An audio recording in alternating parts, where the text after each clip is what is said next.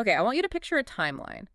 But instead of a straight line, I want you to imagine something that looks more like a seismograph during a massive earthquake. Just jagged peaks, sudden drops, flat lines, and then explosions. That is probably the only way you can visualize the life of the man we're looking at today. A straight line it really doesn't do it justice at all. We are talking about someone who has lived effectively 5 or 6 completely contradictory lives in the span of a single half-century. I mean, he's been the junkie on the streets of Hackney, literally shooting up in public toilets. Right. He's been the Hollywood movie star, married to, at the time, probably the biggest pop star on earth. He's been the socialist revolutionary telling us all to overthrow the government. And let's not forget the right-wing commentator selling, what was it, a magical amulet to protect you from evil Wi-Fi signals while railing against the globalist agenda. Right. And now, today, and we should say the date, it is January 24th, 2026. He is a criminal defendant. We are less than 6 months away from a trial where he is facing multiple, very serious charges of rape and sexual assault. It's a trajectory that, I mean, if you pitched it as a movie script, the studio would tell you to tone it down. They'd say it's too implausible. It's too much for one character arc. We are, of course, talking about Russell Brand. And looking at the stack of research you've brought today, this is heavy. I mean, physically heavy, but also thematically. We aren't just looking at a simple celebrity biography here, are we? This is something much deeper. No, absolutely not. If we just list the dates in the movies and the scandals, we miss the entire point. To understand where Russell Brand is right now, sitting in a state of legal precariousness that could, completely end his career and his freedom, we have to try to understand the psychology. Oh. We need to look at the addiction, the narcissism, the what some have called the Messiah complex, and this frantic, almost panic-induced need he has to be the center of gravity in every single room he enters. It really feels like we're trying to solve a puzzle.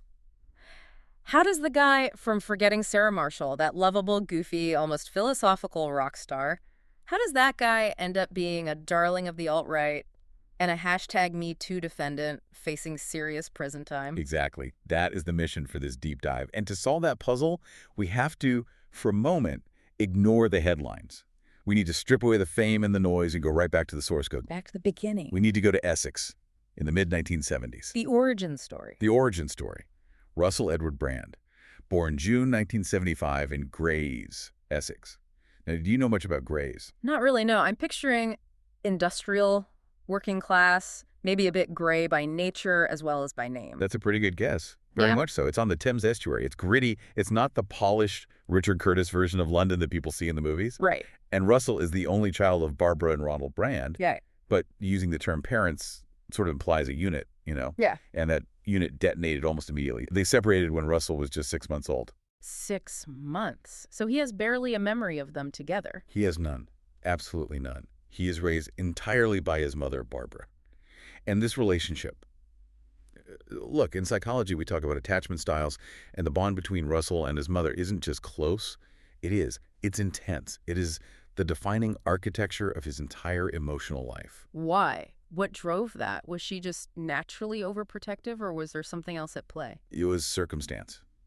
Life dealt them a really, really rough hand. When Russell's just 8 years old, his mother is diagnosed with uterine cancer. 8 years old? Wow. I mean, that is incredibly young to be processing the mortality of your only parent. It's world-ending for a child. You're an only child, your father is largely absent, a ghost in your life, your mother is your entire universe, and suddenly she's disappearing into hospitals, treatments, chemotherapy. He talks about her losing her hair. And it didn't stop there. A year later, it was breast cancer. So back to back. A double-barreled assault on his stability. So he spends his key developmental years, those years where you're supposed to be carefree, playing football, riding your bike, he spends them in a state of constant impending loss. Just waiting for the other shoe to drop. Precisely. He was sent to live with relatives while she was in the hospital. He writes in his memoirs, in My Bookie Book, about this profound sense of loneliness. But it also created this dynamic where, when she was around, he felt he needed to be the performer for her. He needed to be noticed. He needed to keep the atmosphere light, to be funny, to distract her from the pain. But there's a darker side to this isolation, too. While his mother was the source of love, but a fragile, endangered, almost saintly love, the father figure represented something else entirely. Ronald Brand. Ronald. Brand has described him as strange. And when you look at the biographical records, strange feels like a very polite, Very British understatement. How? Ronald was sporadic in Russell's life. He wasn't the steady hand on the shoulder. He wasn't the guy teaching him to ride a bike. He was chaotic. He'd show up, cause a whirlwind, and then disappear again. I was reading through the notes on the teenage years, and there is one story about his dad that I actually had to read twice. I thought, surely this is an exaggeration. Or maybe it's a bit of his stand-up comedy material that got mixed in with the biography. You must mean the trip to Thailand. Yeah, the holiday. It's a crucial data point in understanding his psychology. Mm. Russell is a teenager. His father takes him on a trip to the Far East.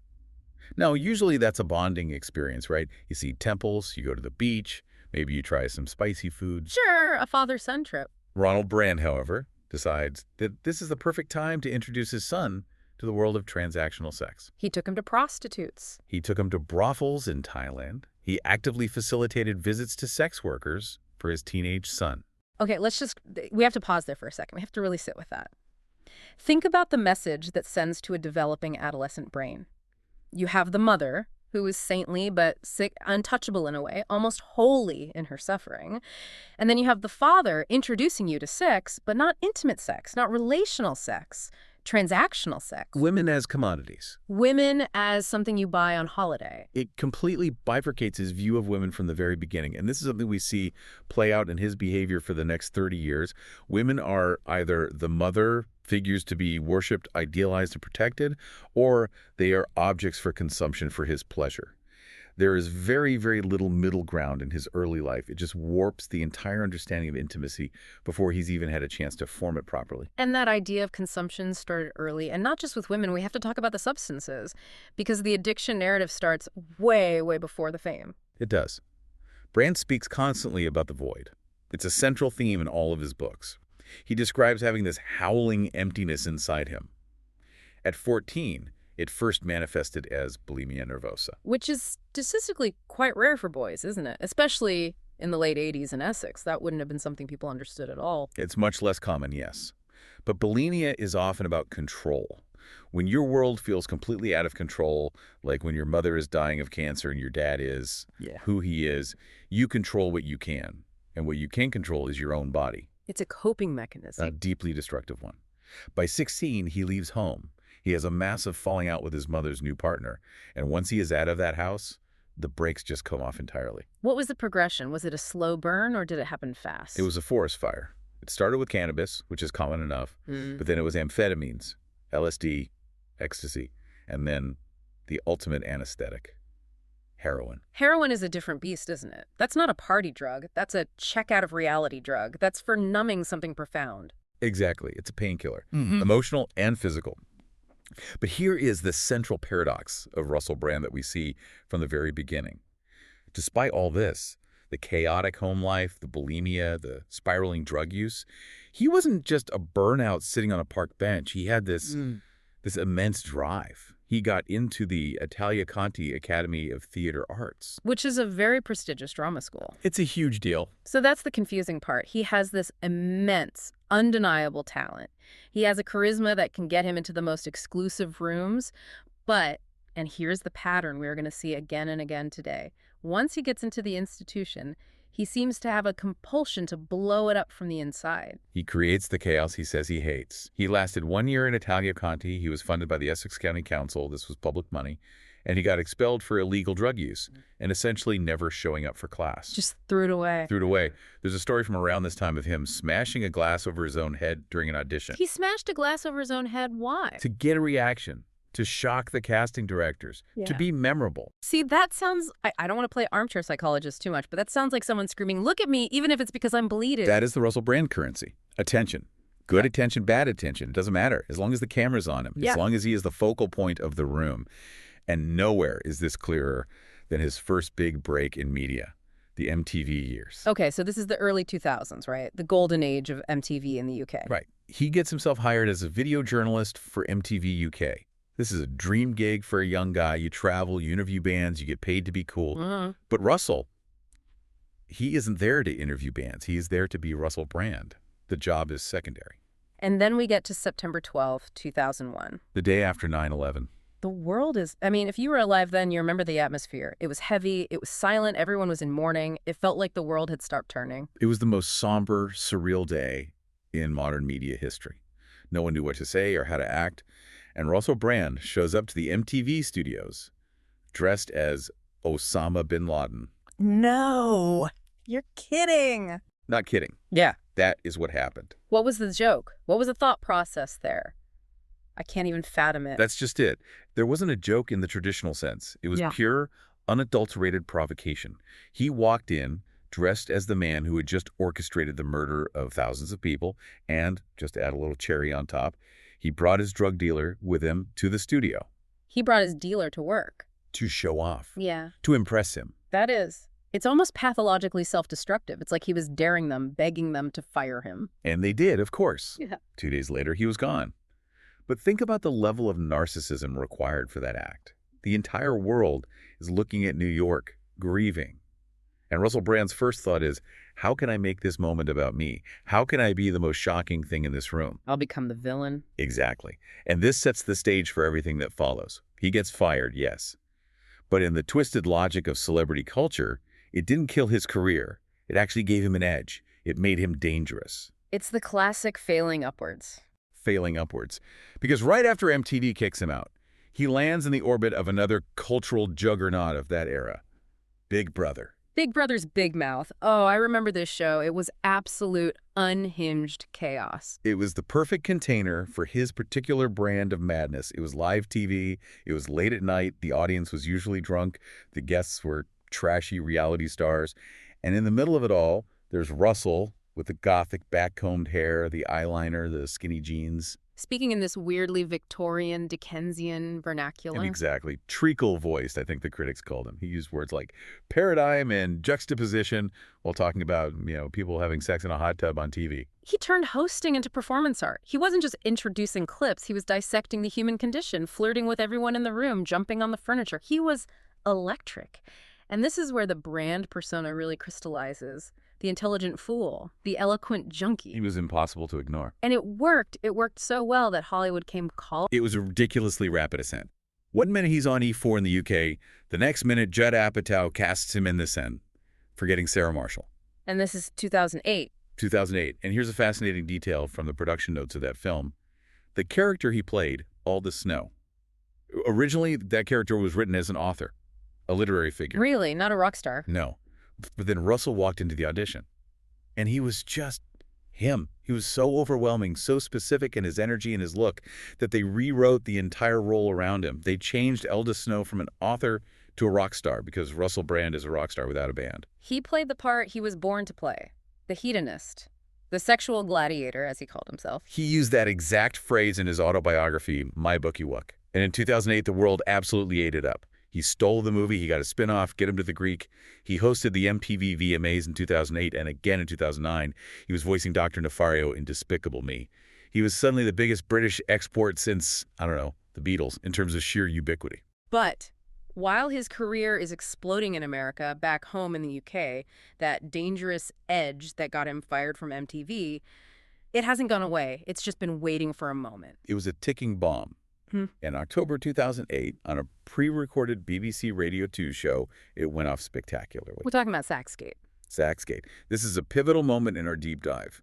Because if the bin Laden incident was about bad taste and a lack of judgment, Saxgate was about genuine cruelty. So set the scene for us. What exactly happened? At the Saturday Night Radio show, he's hosting with Jonathan Ross. At the time, they were two of the highest-paid stars on the entire BBC roster. Yeah. And they decided to prank call the actor Andrew Sachs. Andrew Sachs, the actor who famously played Manuel in Faulty Powers. The beloved national treasure. And he was 78 years old at the time. So not exactly a peer they're sparring with. This isn't a comedy roast. No, not at all. And the prank wasn't innocent. The pretext was that Russell had briefly dated Sachs's granddaughter, Georgina Bailey. She's a member of a burlesque dance troupe called the Satanic Sluts. Of course she was. Yeah. I mean, that detail tracks perfectly. Right. So Brandon Ross call Andrew Sachs. He doesn't answer. And they proceed to leave a series of voicemails. And on the air, to millions of listeners, Russell jokes about the relationship, and then Jonathan Ross grabs the phone and screams. Well, he screams something to the effect of, He fucked your granddaughter. Oh, God. Even hearing it now, nearly 20 years later, it just makes you wince. It's playground bullying. It's bullying disguised as edgy comedy. Okay. And they were howling with laughter, thought it was hilarious. But Yeah. the public did not agree. The backlash was massive, wasn't it? I remember it being on the front page of every newspaper. It was unprecedented for a radio show. Over 42,000 complaints to the BBC. The Prime Minister at the time, Gordon Brown, came out and called it unacceptable behavior. Brand resigned immediately. Ross was suspended for 3 months without pay. The BBC was fined £150,000 by the regulator. But here's what I want to ask you. Why does this matter now? Why is a prank call from 2008 relevant to a criminal trial that's happening in 2026? Because it demonstrates the mindset. It shows a complete and utter lack of boundaries. It shows that for Russell Brand, other people, even the elderly grandfather of a woman he slept with, are just props for his amusement. Their dignity doesn't matter. Only the laugh matters. Only the content matters. It establishes a pattern of dehumanization for the sake of a joke. Exactly. And as we will see when we get to the allegations later in the show, that pattern of treating people as disposable, particularly women, it didn't just appear out of nowhere in 2023. It was there, broadcast live on the BBC in 2008. And yet, Hollywood didn't care. Hollywood didn't blink. In fact, his biggest years were after Saxgate. He went to America, did the movies, and then he met Katy Perry. Talk about a culture clash. The Essex junkie and the clean-cut, vicar's daughter, pop star. It was the romance of the decade, according to the tabloids. They met at the VMAs in 2009. He threw a water bottle at her head during a rehearsal, playfully, he says, and she threw it right back. A meet-cute involving projectiles. That sounds about right. They were engaged within months. They got married in India in October 2010. Tigers, elephants, elaborate Hindu ceremonies. It was a complete spectacle. But it crashed and burned incredibly fast, just 14 months. And the end was brutal. Brand filed for divorce. And how did he tell his wife? By text message. By text message on New Year's Eve 2011. The text literally said something like, "I'm divorcing you." And according to Katy Perry, in her own documentary, she never heard from him again after that. That is unbelievably cold. But there's a detail here in the financial notes that is really, really interesting. Because usually when a celebrity divorce of this magnitude happens, we expect a war over money. Right. And Katy Perry, during their 14-month marriage, reportedly made around $44 million. They had no prenuptial agreement. Under California law, Russell was entitled to half of that, $22 million. That is set for life money. That is buy a private island money. And he said no. He signed the papers and took absolutely nothing. Why? If he's this narcissist, if he's this consumer of people and experiences, Yeah. why leave $22 million on the table? Because I think his narcissism isn't primarily about money. It's about image and narrative. Taking the money makes him a gold digger. It makes him just another Hollywood ex-husband walking away from it. That makes him superior. It makes him a man of principle. It feeds into the idea that he is above the grubby material world. It kept his brand, the Russell brand, clean. It allowed him to keep the Messiah narrative intact. Which is the perfect segue into his next incarnation. Because right after the divorce, he effectively quits Hollywood. He stops being the Hollywood husband and decides he wants to be, well, Che Guevara. The revolutionary phase. This is where things get really, really weird. This is the 2013 to 2015 era, and looking back, it honestly feels like a fever dream. The shift was stark, and it really kicked off at the GQ Awards in September 2013. He was on stage accepting an award, and the event was sponsored by Hugo Boss. And Brand gets on stage and starts talking at length about Hugo Boss's history of making uniforms for the Nazis. Which is, I mean, it's historically accurate. It is true. But then he does a Nazi goose step on stage. Yeah. Again, it's that compulsion. You can give him an award, but he will still bite the hand that feeds him. He was apparently expelled from the after party, but it signaled a major change. He was done playing the Hollywood game. He wanted to flip the whole board over. And then came the interview that basically broke the internet. The Newsnight interview with Jeremy Paxman in October 2013. This was a defining cultural moment. You have Paxman, the ultimate establishment interrogator, the grand inquisitor of British politics, and you have Brand, the chaotic disruptor. And Brand, on this flagship political show, urged viewers not to vote. He called the entire political system ineffectual. He advocated for a socialist egalitarian system and massive wealth I redistribution. remember watching that. He was using words like hegemony and paradigm shift. He made apathy sound incredibly intellectual. He said profit is a filthy word. And you know what? It resonated with a lot of young people who were completely disillusioned with politics at the time. It absolutely did. He tapped into a real vein of discontent. He launched his YouTube series, The True's True News. He wrote a book called Revolution. He was genuinely on the ground, marching in anti-austerity protests, joining the residents of the New Era estate in London to fight off eviction by an American property firm. So he was walking the walk to some extent. To some extent. But the question always was, how deep did it go? Was it a real coherent political philosophy, or was it just another performance, another costume? And the critics would say. The critics called it sixth form politics. Passionate, but incredibly shallow. And the proof of that shallowness, they would argue, came with the big flip-flop. Right. For 2 years, his mantra is, don't vote, it only encourages them. Then, just days before the 2015 UK general election, he interviews Ed Miliband, the Labour leader, in his own kitchen. And suddenly the message is, actually, you got to vote Labour to get the Tories out. It was a massive, whiplash-inducing U-turn. And it didn't work. The Conservatives won a majority anyway. And Brand was widely mocked for his arrogance, for thinking he could swing a national election at the 11th hour from his loft apartment. And this is where we see that messianic complex in full flow, right? The genuine belief that his voice, his endorsement, his charisma alone could disrupt centuries-old political systems. Absolutely. The revolution didn't have. He kind of retreated for a bit after that, had a child, got married again to his long-term partner, Laura Gallagher. But then came 2020.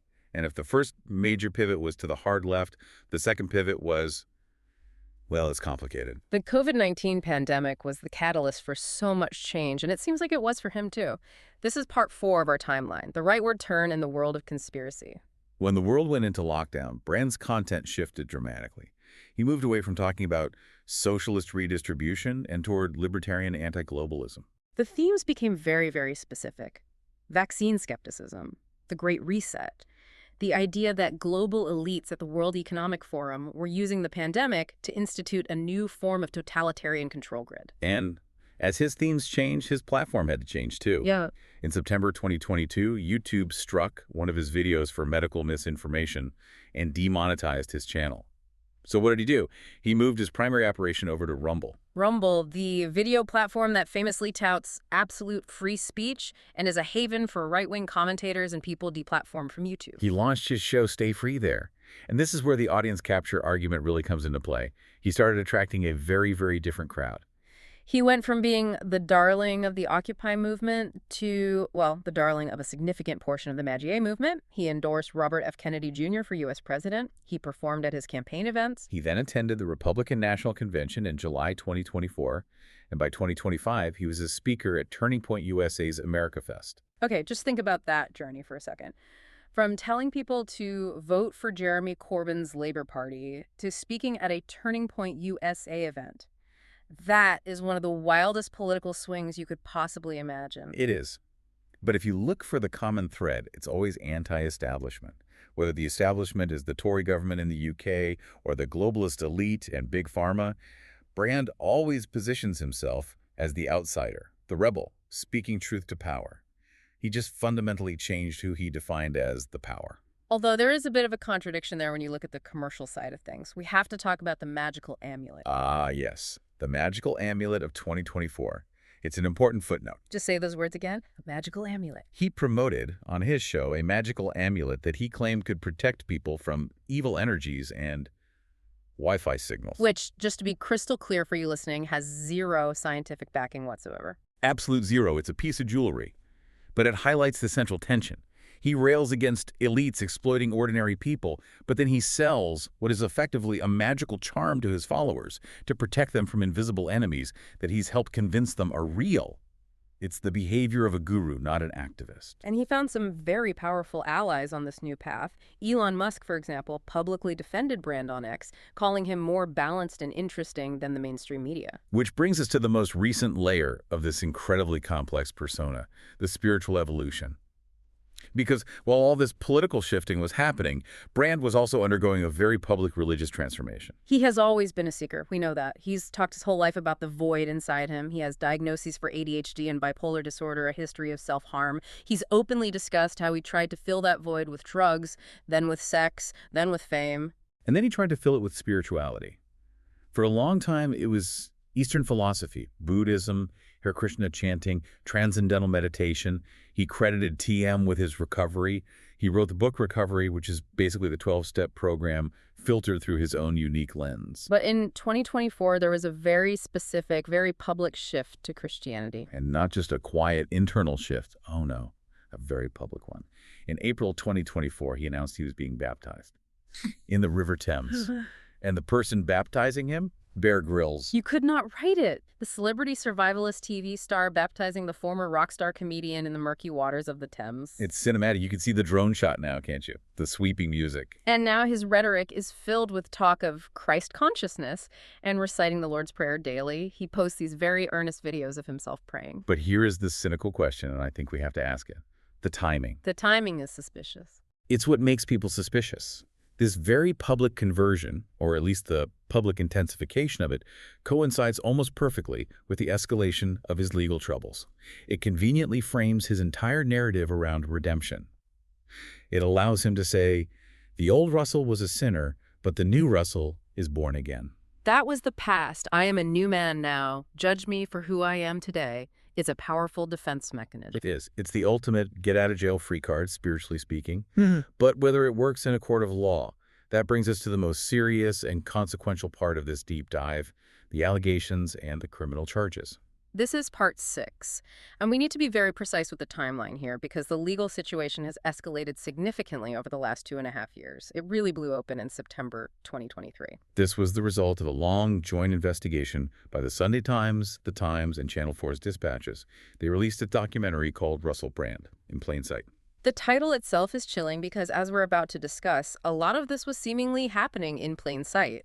The investigation published allegations from 4 women initially. They accused him of sexual assault, rape, and emotional abuse between 2006 and 2013. And that time frame is crucial. It covers the absolute height of his fame, the BBC years, the Hollywood years. One of the accusers was 16 years old when the alleged relationship began. Brand was 31. And the details in the documentary were harrowing. It also detailed widespread workplace misconduct. Allegations that he exposed himself to crew members, that he used runners, young production assistants, to go into the audience and get phone numbers of women for him. It painted a picture of a predator who was protected by his star power and an industry that looked the other way. And what was so striking after it aired was how many people came out and said, "We knew." It was described over and over again as an open secret in the industry. Suddenly, all these old clips started resurfacing, and they look very different in hindsight. There's a clip from 2006 where Danny Minogue, who was a judge on X Factor, calls him a vile predator on air. And the audience laughed. It was treated as a joke. They laughed. In 2018, the comedian Katherine Ryan confronted him on the set of a TV show. The clip was never aired, but she later confirmed she called him a sexual predator to his face. And then there's the joke he made to Jimmy Savile in 2007. That is probably the most damning clip of all. Brand joked on the radio to Jimmy Savile, who we now know was one of the most prolific sex offenders in British history, about offering his naked assistant to him as a gift. At the time, it was passed off as edgy, boundary-pushing banter.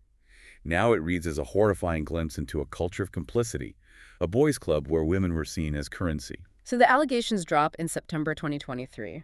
Brand immediately posts a video denying them. He claims all of his relationships were always consensual, attributing the stories to his promiscuous phase, but the legal wheels had already started turning.